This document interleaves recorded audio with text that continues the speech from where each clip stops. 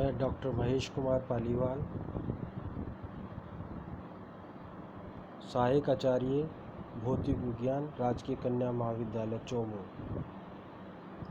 जैसा मैंने आपको पहले वीडियो में बताया है कि हम थर्मोडायनेमिक्स का नेक्स्ट टॉपिक पढ़ने जा रहे हैं।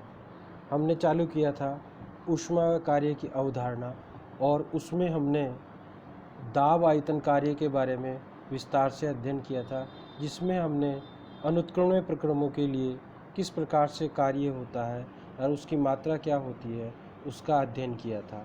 आज हम पढ़ने जा रहे हैं उत्क्रमणीय प्रक्रमों में प्रसार के लिए कार्य।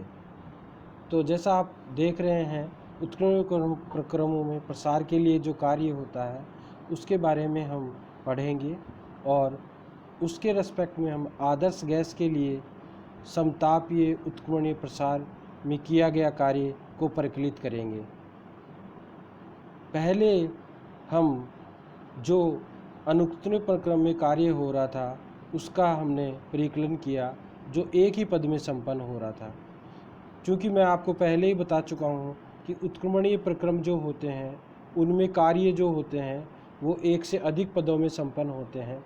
माना यहाँ पर जो उत्क्रमणीय प्रक्रम में प्रसार में जो कार्य हो रहा है वह 3 पदों में संपन्न हो रहा है और बाह्य दाब कांस्टेंट नहीं है।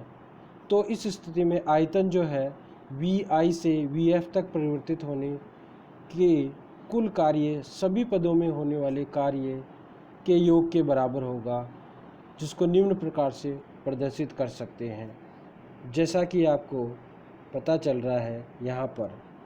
तो W इज इक्वल टू होगा minus summation P delta V is equal to P dV Vi से Vf तक।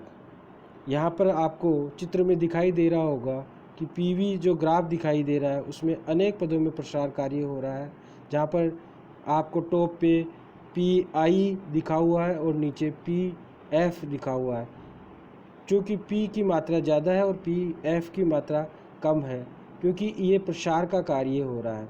तो प्रसार जब हम करेंगे तो दाब धीरे धीरे कम होता जाएगा और आयतन बढ़ता जाएगा। कई पदों में संपन्न होने वाले प्रसार कार्य को उपरोक्त चित्र में प्रदर्शित किया गया है। चित्र से देखकर स्पष्ट है कि इस प्रक्रम में संपन्न हुए कार्यों की मात्रा अधिकतम है।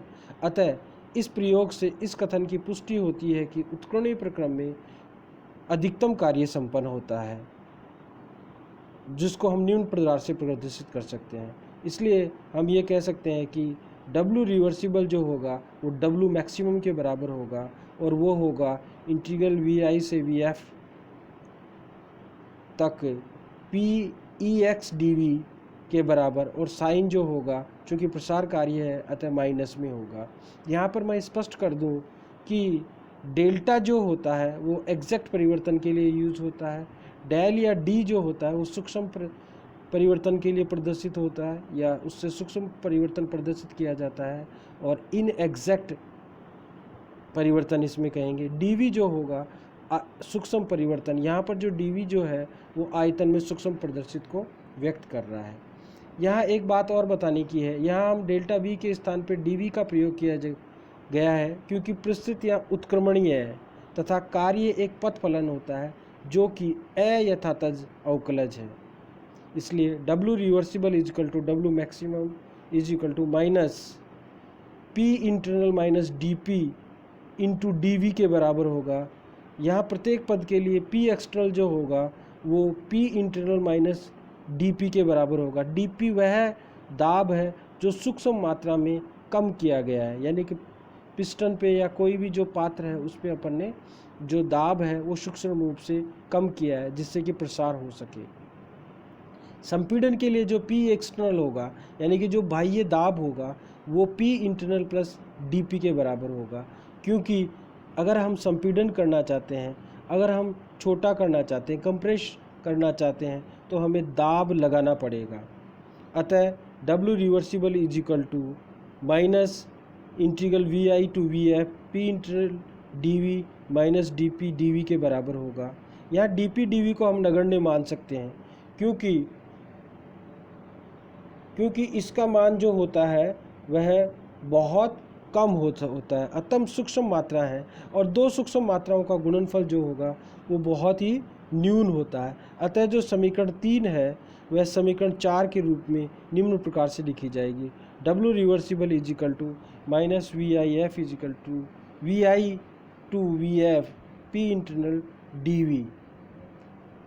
हम जानते हैं कि n मोल आदर्श गैस के लिए P V is equal to N are T होता है, तो इस फॉर्मूले के अनुसार P इज इक्वल टू होगा N are T upon V.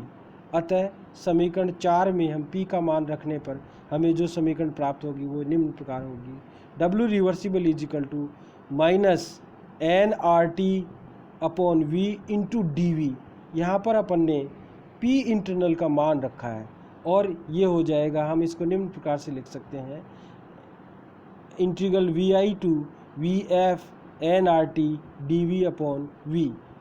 अतः स्थिर ताप पर उत्क्रमणीय प्रसार में तंत्र द्वारा किया गया जो कार्य होगा वह W reversible is equal to W maximum is equal to minus N R t v I to we f integral d we upon v is equal to होगा minus N R t l N V F upon we i. हम जानते हैं कि हमारे पास जो D we upon we है इसका integral अगर हम करेंगे तो वो होगा V L N V F is equal to V आई।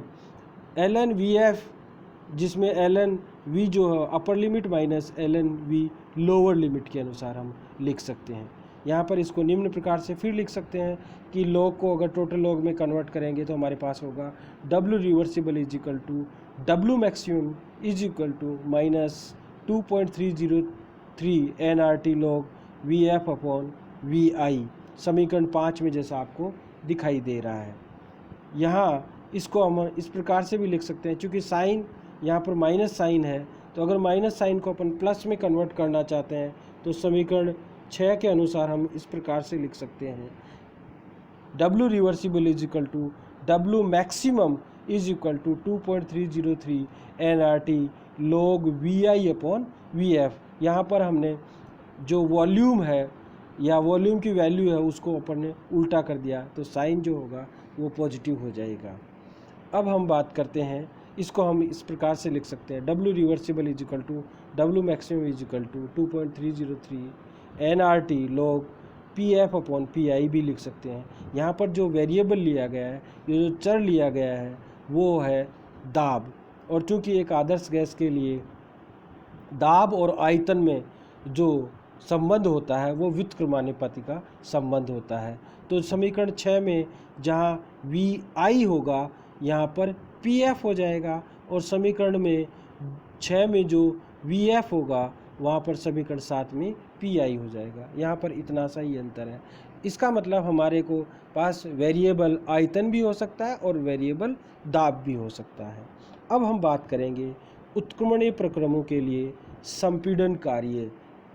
ये कार्य का अंतिम भाग है कि किस प्रकार से कार्य होता है। स्थिर ताप पर उत्क्रमणीय संपीड़न में गैस तंत्र पर कार्य किया जाता है, अतः परिपाटी के अनुसार कार्य जो होगा वह है धनात्मक होगा। मैंने जैसा आपको पूर्व के वीडियोज़ में, पूर्व के लेक्चर में भी बताया है कि अगर तंत्र पर कार्य किया जाता है तो उसको वह धनात्मक होता है, और तंत्र द्वारा अगर कोई कार्य किया जाता है तो वह ऋणात्मक होगा। तो हम जो ऊपर समीकरण 5, 6 और 7 उत्क्रमणीय प्रक्रमों के लिए स्थिर ताप पर संपीड़न के कार्य के लिए जो दिए गए हैं उनका निम्न रूप हो जाएगा। 5 और 6 को क्रमशः हम निम्न प्रकार से लिख सकते हैं, W reversible is equal to W maximum is equal to minus 2.303 N R T log V I upon V F. इसको 2.303 N R T log V F upon we I, जैसा मैंने पहले ही कहा है, साइन को अगर हम चेंज कर देंगे तो ये जो है उल्टा हो जाएगा। या हम यूँ कह सकते हैं कि अगर माइनस को माइनस में मल्टीप्लाई कर देते हैं तो वह प्लस में कन्वर्ट हो जाता है। 2.303 N R T log P I upon P F. यदि दिया गया चर दाब हो, क्योंकि आदर्श गैस के लिए मैंने जैसा पहले ही बताया है कि दाब व आयतन में व्युत्क्रमानुपाती का संबंध होता है। यदि P एक्सटर्नल 0 हो तो कार्य की वैल्यू भी 0 हो जाएगी, क्योंकि P external into D V जो होगा, यहाँ पर दाब अगर 0 है और किसी संख्या को 0 से मल्टीप्लाई करते हैं तो वह 0 ही प्राप्त होता है। अब अपन नेक्स्ट क्लास में जो है वो पढ़ेंगे ऊष्मागतिकी का प्रथम नियम। धन्यवाद।